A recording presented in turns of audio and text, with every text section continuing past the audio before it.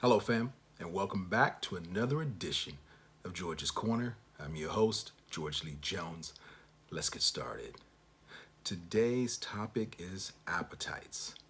And I know you're probably wondering, why am I talking about food? Well, I'm not talking about food, although I will give you examples of where food may come into play. No, today we're talking about, as human beings, we are driven by our appetites.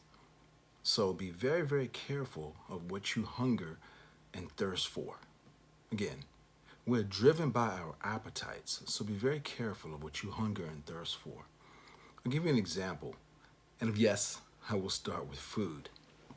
If you are a victim of gluttony and your desire is to eat, then you understand that the ramifications behind putting so much in your throat, your gullet, your stomach, whatever you want to call it, as well as drink, could be detrimental to your health at some point. You could develop obesity and diseases like diabetes, excuse me, that may come along with that. But what I'm talking about more than that is our appetites, what we desire. And you have to be really careful about that because, as we discussed last time, for those of you who believe in prayer like myself, it's not so much the language that we use, but the message that we send out. Again, not the language we use, but the message that we send out.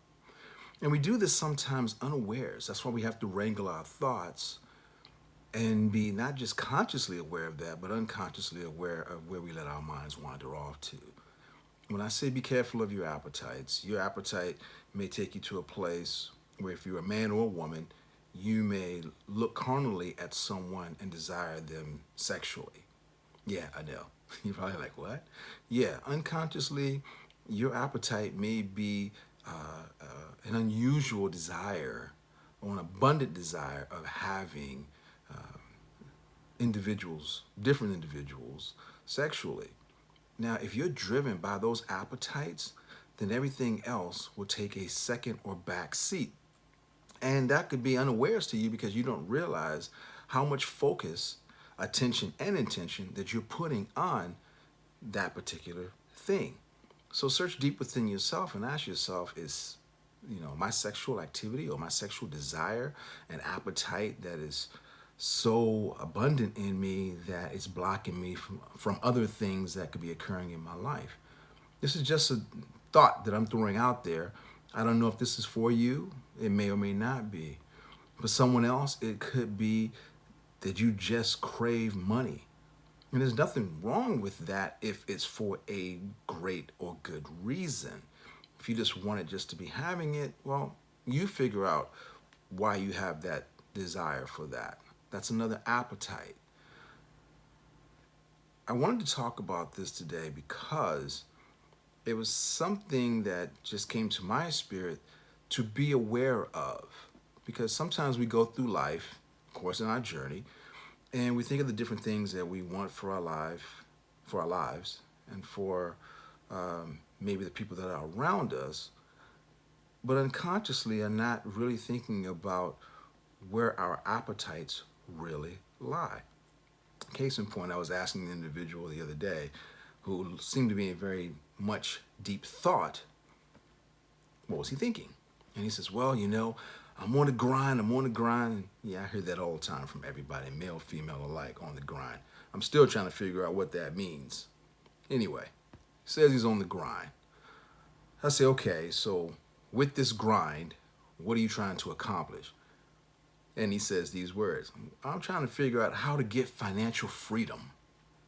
And at that moment, for the first time ever, it had never come to my mind, but at that moment I said, financial freedom.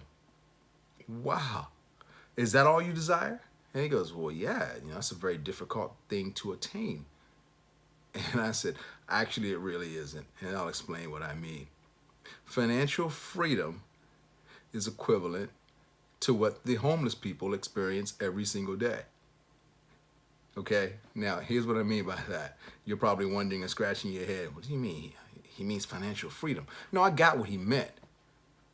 But again, the language he used could send the wrong message to the universe. Okay? Financial freedom literally could mean that you're free from finances, meaning you have no money. You are homeless. You don't owe anybody any bills. No one's looking for you because you don't have any finances. Now, that was a general statement.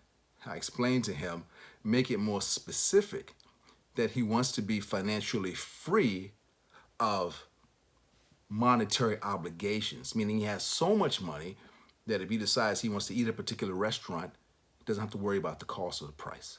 He wants to travel somewhere, again, does not have to worry about the cost or the price that would be attached to that activity.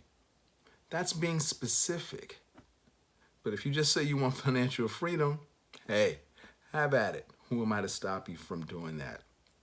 Again, getting back to, as human beings, we are driven by our appetites. So really take time and invest in yourself what your appetites are. What do you really want?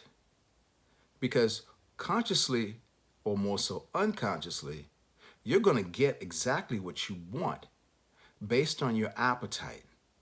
And again, that doesn't mean just food. That means your heart's desires. Whatever your heart desires truly, you will get that. However, it may not be consciously what you want, but unconsciously, that self-serving prophecy or destiny will be fulfilled. And you may not like the outcome of it because you're not paying enough attention to your actual appetites / desires. Just something I want you to think about because it came to my mind, to my heart to share with you because, again, I share with you lessons that I'm learning.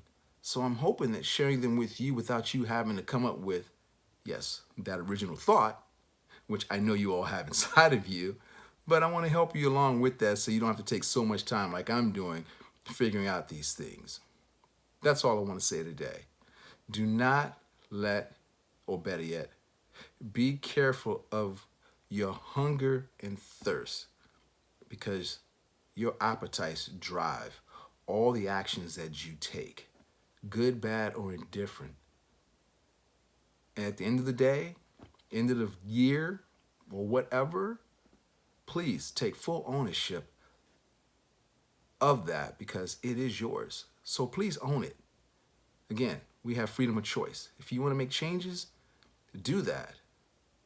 But don't allow your appetites to run roughshod with you and then complain later that it's someone else's fault, when in reality, the responsibility is you.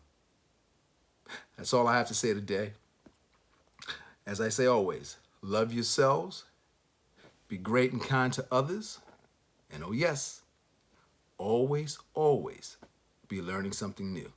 Till next time, fam, I'm your host, George Lee Jones. Love you all. Peace and blessings.